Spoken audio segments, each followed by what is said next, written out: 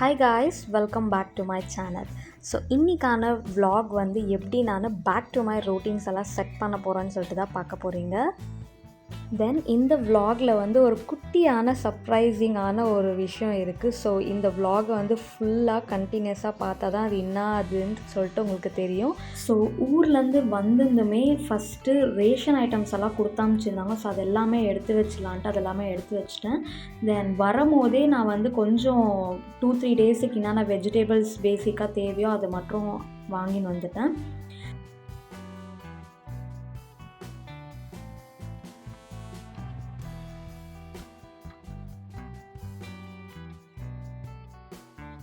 So தக்காளி மட்டும் நான் ரீஸ்டாக் பண்ணும் போது ஃப்ரிட்ஜில் எப்போவுமே லைட்டாக ஒரு ட்ரை கிளாத் எடுத்து லைட்டாக தொடச்சி வச்சுருவேன். ஈரத்தோடு வச்சாக்கா அது வந்து கெட்டு போக சான்ஸ் இருக்குன்ட்டு அப்படியே வச்சுடுவேன். ஸோ மற்றபடி வேறு காய் எல்லாமே வாஷ் பண்ணிவிட்டு ரீஸ்டாக் பண்ணுவேன். மெயினாக கீரைக்காய், அப்புறமேல இந்த கருவேப்பிலை,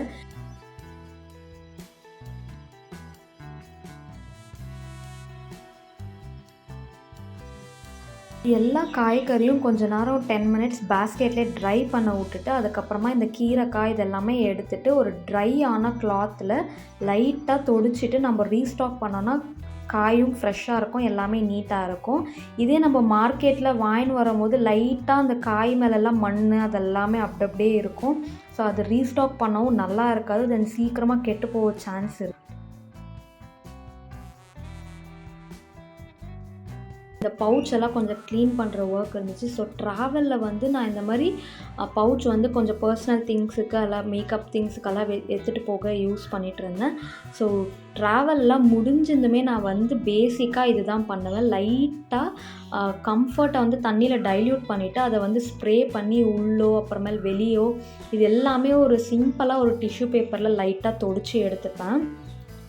ஸோ இந்த மாதிரி பண்ணும்போது நம்மளுக்கு வந்து கொஞ்சம் க்ளீனாக இருக்கும். அடுத்த வாட்டி நம்ம யூஸ் பண்ணும்போது சுத்தமாக எந்த ஒரு கலீஜும் தெரியாமல் இருக்கும். தென் நீட்டாக க்ளீனாக இருக்கும். ஸோ அதனால தான் இது எல்லாமே ஊர்லேருந்து வந்திருந்துமே நான் இது வந்து பேசிக்காக இதெல்லாமே பண்ணுவேன்.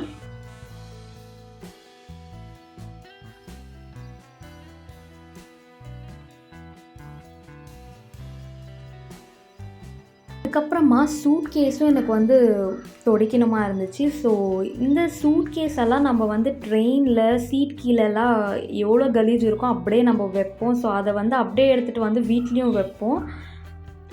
ஆனால் தப்பை நம்ம பண்ணக்கூடாதுன்னு சொல்லிட்டு வந்ததுமே நெக்ஸ்ட் டே எல்லாமே ஐட்டம்ஸ் எல்லாம் எடுத்து வச்சுட்டு நம்ம வந்து லைட்டாக சேம் அதே மாதிரி கம்ஃபர்ட் வாட்டரை ஸ்ப்ரே பண்ணிவிட்டு தொடச்சி விட்டோன்னா ஒரு 10 மினிட்ஸ் ட்ரை பண்ணோன்னா முடிஞ்சிடும். அப்புறம் எடுத்து வச்சுக்கலாம்.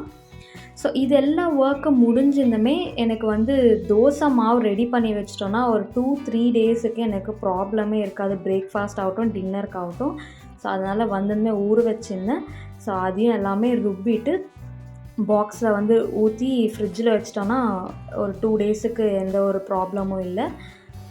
ஸோ இதெல்லாமே பண்ணிவிட்டு அதுக்கப்புறம் கருவேப்பிலையும் கம்ப்ளீட்டாக வாட்டரெல்லாம் ட்ரை ஆகிட்டு இருந்துச்சு. ஸோ அதையும் எல்லாமே லைட்டாக உருவிட்டு இந்த மாதிரி ஒரு பாக்ஸில் வச்சிட்டோன்னா ரீஸ்டாக் பண்ணி வச்சியாச்சு. இன்றைக்கான ரீஸ்டாக் பண்ணுற ஒர்க் ஆல்மோஸ்ட் எல்லாம் ஃபினிஷ்.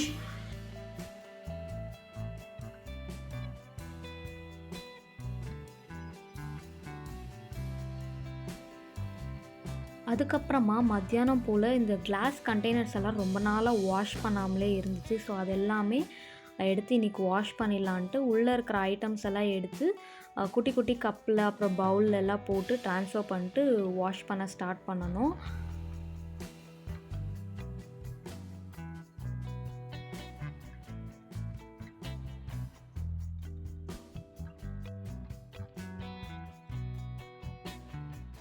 இந்த கிளாஸ் கண்டெய்னர்ஸ் எல்லாமே லாஸ்ட்டாக April 14 தமிழ் நியூ இயர் வந்துச்சு இல்லையா, அப்போ தான் நான் இது எல்லாமே வாஷ் பண்ணேன். பட் ஏப்ரல், மே, இப்போ வந்து ஜூனில் இருக்கிறோம். இவ்வளோ நாள் ஆச்சு. இருந்தாலும் அந்த க்ளீனினஸ் அப்படியே தான் இருக்குது. இருந்தாலும் ஒரு வாட்டி வாஷ் பண்ணலாம் அப்படின்னு சொல்லிட்டு தான் இதெல்லாமே வாஷ் பண்ணிகிட்ருக்கிறேன். ஸோ இதை வந்து நான் ரெகுலராக கண்டிப்பாக க்ளீன் பண்ணணும் மந்த்லின்னு சொல்லிட்டு யோசித்து வச்சுருக்கிறேன். ஸோ இதுக்கப்புறம் என்னோடய ரெகுலர் வ்ளாகில் மந்த்லி ஒன்ஸ் ஆச்சு இந்த வாஷ் பண்ணுற வீடியோ கண்டிப்பாக வரும் உங்களுக்கு.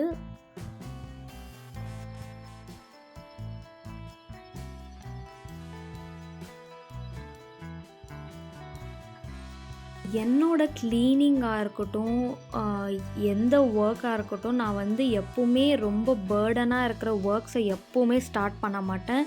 நான் எப்போல்லாம் லேசியாக இருக்கிறேனோ அப்போ வந்து ரொம்ப சின்ன க்ளீனிங்லேருந்து தான் ஸ்டார்ட் பண்ணேன். ஒரு வீடு பெருக்கிறதுலோ இல்லை சும்மா ஒரு துணியை எடுத்து கவுண்டர் டாப் துடைக்கிறதோ அந்த மாதிரி பண்ணும்போது அப்படியே நம்ம மைண்ட் வந்து சேஞ்ச் ஆகி ஓகே இதையும் க்ளீன் பண்ணிடலாம், நெக்ஸ்ட் இதையும் க்ளீன் பண்ணிடலான்ட்டு அப்படியே நம்ம மைண்டு சேஞ்ச் ஆகும்.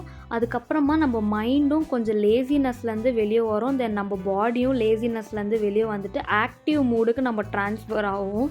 ஸோ அதனால் கண்டிப்பாக ஆஸ் எ உமனாக நம்ம எல்லாருமே இந்த மாதிரி குட்டியான டிப்ஸ் எல்லாம் யூஸ் பண்ணோன்னா நம்ம வந்து ஆக்டிவாக எல்லா ஒர்க்கும் ஹேண்டில் பண்ண முடியும். ஒரு நாளையில் என்னென்ன ஒர்க் பண்ண முடியும் எல்லாமே கம்ப்ளீட்டாக பண்ணிடலாம்.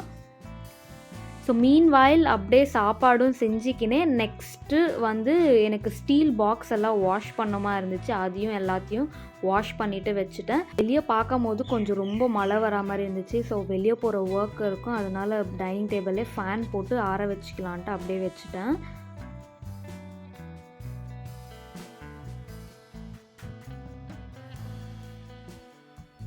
என்னடா திடீர்னு போயிட்டு ஏதோ ஒரு க்ரில்லுக்கு பெயிண்ட் அடிச்சுங்கிறாங்கன்னு சொல்லிட்டு நீங்கள் யோசிக்கலாம். ஒரு குட்டி சர்ப்ரைசிங்னு சொன்னேன் இல்லையா, அதுதான் இது. நாங்கள் வந்து வீட்டை வந்து சேஞ்ச் பண்ண போகிறோம். ஸோ அதனால தான் எங்கள் புது வீட்டில் கொஞ்சம் பெயிண்ட் ஒர்க் எல்லாம் போயிட்டுருக்கு. ஆக்சுவலி நேற்றே பெயிண்ட் ஒர்க் எல்லாமே முடிஞ்சிட்டு க்ரில்லுக்கும் இதுக்கு எல்லாத்துக்குமே பெயிண்ட் பண்ணிட்டு இருந்தாங்க பெயிண்டர்ஸு. நேற்று அன்எக்ஸ்பெக்டடாக மழை வந்து மொத்தமாக ஃபுல்லு ரொம்ப ஸ்பாயில் ஆகிட்டு இருந்துச்சு பெயிண்டெல்லாம்.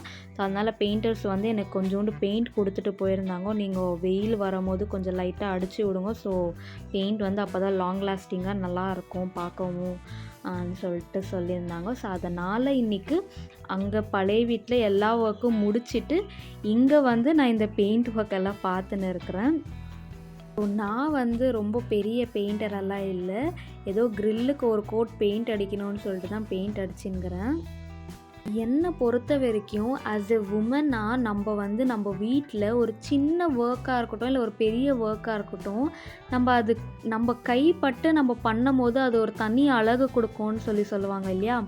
ஸோ அந்த மாதிரி தான் இந்த ஒர்க் கம்ப்ளீட்டாக நான் பண்ணிவிட்டு பார்க்கும்போது எனக்கே அவ்வளோ சாட்டிஸ்ஃபேக்ஷனாக இருந்துச்சு. நானாக இது பண்ணேன்னு சொல்லிட்டு எனக்கே ஷாக்கிங்காகவும் இருந்துச்சு.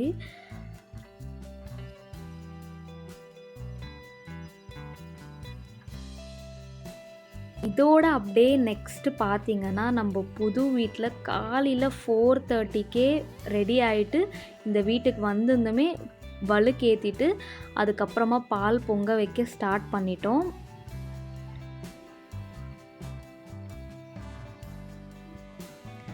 ஸோ ஸ்டவ்லெல்லாம் மஞ்சள் குங்குமம் பூவு, தென் எதிர்க்க வந்து சவுத்தில் வந்து கொஞ்சம் மஞ்சள் குங்கெல்லாம் வச்சு எல்லாம் ரெடி பண்ணிவிட்டு ரொம்ப சூப்பராக அது ரொம்ப பாசிட்டிவாக நம்ம பால் பொங்கி ஆச்சு. தென் அவ்வளோ சாட்டிஸ்ஃபைடாக இருந்துச்சு. எனக்கு பால் பொங்கி வரும்போது அவ்வளோ சூப்பராக ரொம்ப கிரேட்டாகவும் ஃபீல் பண்ணேன்.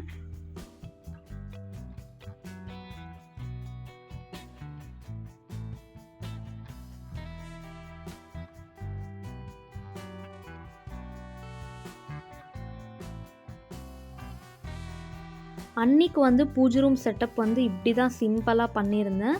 அந்த பக்கம் வந்து பச்சைம்மா ஃபோட்டோ வச்சுட்டு அதுக்கு பக்கத்துலேயே முருகர் ஃபோட்டோ, இந்த பெரிய ஃபோட்டோ வச்சுட்டு அதுக்கு கீழே வந்து இந்த சாமி எல்லாமே வச்சுருந்தேன்.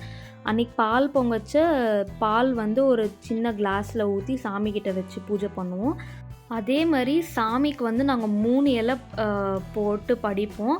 அதில் வந்து 5 ஐட்டம்ஸ் ஆஃப் ரேஷன் வைப்போம் நாங்கள். அது என்னென்னா கல்லுப்பு, அப்புறம் காஞ்ச மிளகா, அப்புறம் பச்சரிசி, அதுக்கப்புறமா புளி, அதுக்கப்புறம் சாம்பார் பருப்பு, இவ்வளோவும் 5 ஐட்டம்ஸும் வச்சு பூஜை பண்ணுவோம்.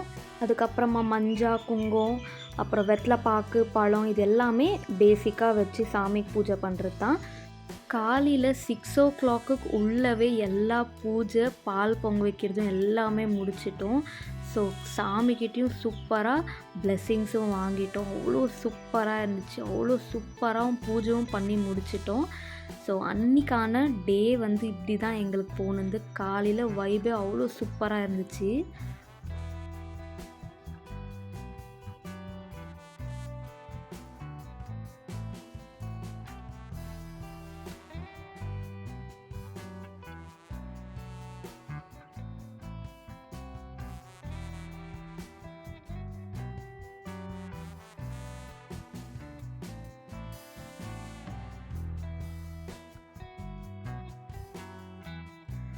ஸோ வெளியே என்ட்ரன்ஸில் வந்து இந்த மாதிரி பக்கத்தில் துளசி செடி வச்சுருந்தேன். அதே மாதிரி சிம்பிளாக ஒரு கோலம் போட்டுட்டு மஞ்சள் குங்குமம் இதெல்லாம் ரெகுலராக நம்ம வீட்டில் வைப்போம். அதே மாதிரி வச்சுட்டு பால் பொங்கு வச்சுருந்தமே பூஜைலாம் பண்ணிவிட்டு அதுக்கப்புறம் நம்ம வீட்டில் வந்து ரெகுலராக எலுமிச்சை பழம் சுற்றி போடுவோம். ஸோ அது எல்லாமே பண்ணி முடிச்சியாச்சு. ஸோ அன்றைக்கி டே வந்து ரொம்ப சூப்பராக ரொம்ப நல்லா இருந்துச்சு. வெளியே வந்து பார்த்தா இன்னும் சன் ரைஸ் ஆகாமல் இருந்துச்சு. அப்போ தான் ஸ்டார்ட் ஆகுது. ஸோ ரொம்ப சூப்பராக வியூ நல்லா என்ஜாய் பண்ணேன் நான்.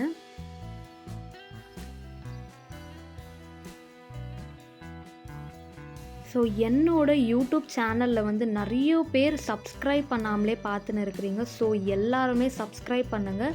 ஸோ சப்ஸ்கிரைப் பண்ணவங்க ஜஸ்ட் 17% தான். சப்ஸ்கிரைப் பண்ணாமல் பார்க்குறவங்க வந்து 82% இருக்கிறீங்க. ஸோ கண்டிப்பாக எல்லாருமே சப்ஸ்கிரைப் பண்ணிவிட்டு பக்கத்தில் இருக்கிற பெல் பட்டனை ப்ரெஸ் பண்ணிங்கன்னா நான் போடுற எல்லா வீடியோஸும் உங்களுக்கு வந்து நோட்டிஃபிகேஷனாக உங்கள் ஃபோனில் வரும். ஸோ அப்போது என்னோடய வீடியோஸ் வந்து ரெகுலராக பார்ப்பீங்க. இந்த மாதிரி இன்ட்ரெஸ்டிங்கான வீடியோஸ் வந்து என்னோடய அப்கமிங் vlogsல வந்துட்டே இருக்குது. ஸோ இந்த வீடியோ பிடிச்சிருந்துச்சுன்னா like, share and subscribe to my channel.